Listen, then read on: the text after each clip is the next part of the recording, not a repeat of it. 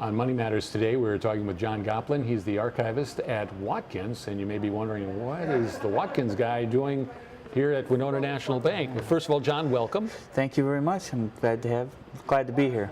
And it's interesting because both Watkins and the bank have something in common, and that is the architect.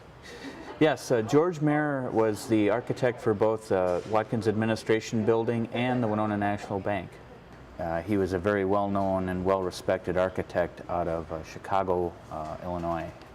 Now, the Watkins building, in my understanding, John, was built first, and then the Winona National building was constructed.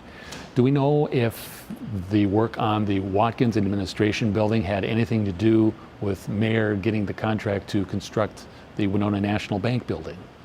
I am not specifically aware of what led to George Mayer being picked, but I would speculate that being one of the top prairie school architects in the country, which was a very popular style at the time, influenced their decision to hire Mayer.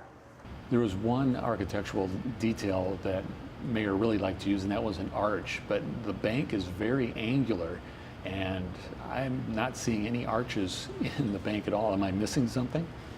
No, the bank is an Egyptian revival design that does not incorporate any arches, unlike the Watkins Administration Building, which does have very pronounced arches right in when you enter the building.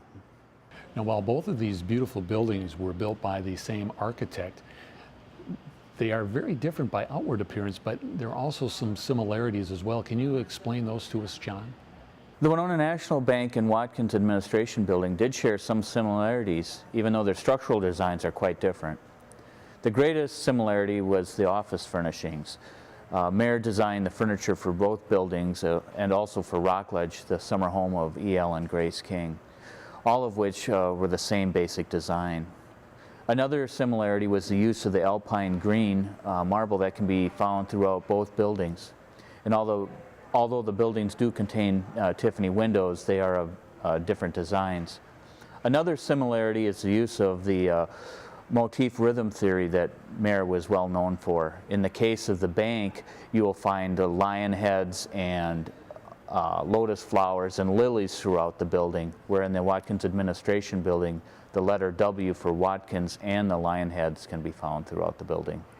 John, thank you so much for sharing all that great information about the similarities and the commonalities, I guess, between the bank and Watkins, and sharing Winona's heritage with us.